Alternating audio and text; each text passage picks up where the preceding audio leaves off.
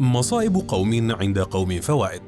أزمة حدودية بين الصين والهند ستحول مصر إلى رائدة في صناعة الهواتف. صنع في مصر، كلمة ستعتاد على قراءتها وسماعها في السنوات القادمة. 2800 شركة صينية غادرت الهند، عاد معظمها إلى الصين، وآخرون حاولوا البحث عن دولة جديدة تحتويهم، ووجدوا في مصر ما أرادوا: موارد للتصنيع ويد عاملة وتسهيلات في الاستثمار. اليوم نقول هاتفا صنع في مصر، وغدا قد تكبر القائمة وتتحول أرض الكنانة إلى مصنع إقليمي حيوي لدول الجوار.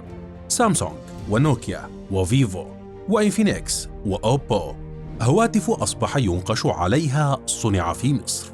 فهل حان الوقت لأن تصبح أم الدنيا لاعبا إقليميا في صناعة الهواتف؟ وقبل أن نبدأ، لا تنسوا الاشتراك بالقناة وتفعيل زر الجرس حتى تصلكم كافة فيديوهاتنا الجديدة.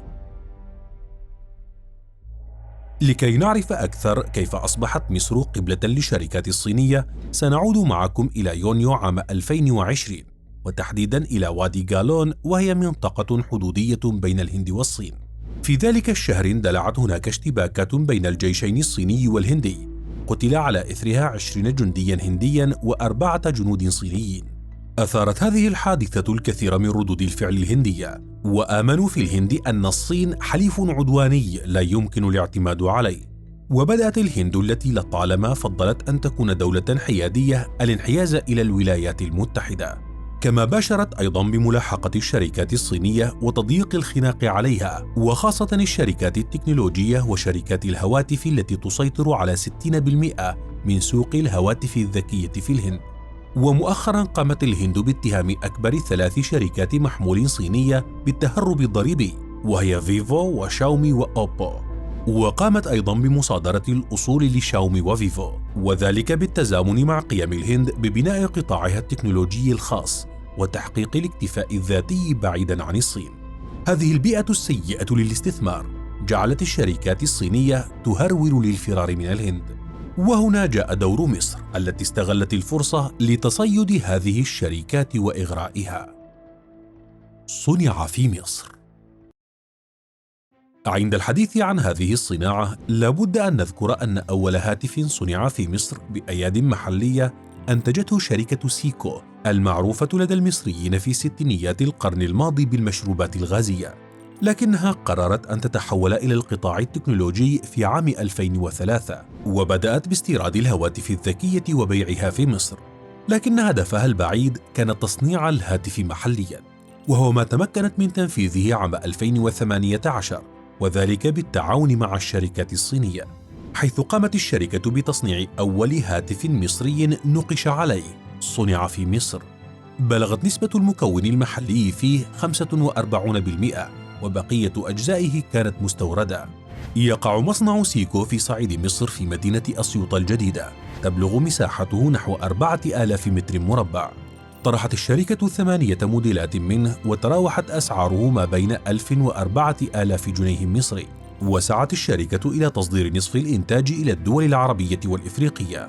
بعد عام واحد أطلقت الحكومة المصرية مبادرة مصر تصنع الإلكترونيات، هدفها جذب الشركات الصينية، وذلك من خلال تقديم التسهيلات والحوافز وإعفاء هذه الشركات من الرسوم الحكومية، بشرط أن تلتزم بنسبة 40% من المكونات المحلية في صناعتها. في عام 2020 استقبلت مصر أول شركة صينية، وهي إنفينكس، التي بدأت بتصنيع الهواتف في منطقة أسيوط التكنولوجية. ويعتبر السوق المصري من الأسواق الناشطة في مجال الهواتف الذكية، حيث يصل الطلب السنوي للهواتف إلى نحو 20 مليون قطعة، الأمر الذي شجع الشركات الصينية باللجوء إلى مصر. فقبل أسابيع وقعت شركة أوبو اتفاقا مع القاهرة لإنشاء مصنع بطاقة إنتاجية تصل إلى 4,500,000 هاتف سنويا، وبتكلفة وصلت إلى 20 مليون دولار. ومن قبلها قامت شركتي فيفو ونوكيا بافتتاح مصانع لهما في مصر لإنتاج ملايين الأجهزة سنويا. وقبل أيام أعلنت شركة سامسونج عن أول هاتف لها نقش عليه صنع في مصر، وذلك بعد أن قامت بإنشاء مصنع لها في محافظة بني سويف باستثمارات قدرت ب500 مليون جنيه. وهناك عدة شركات أخرى تدرس إمكانية إقامة مصانع لها في مصر، على رأسهم شركة ريلمي.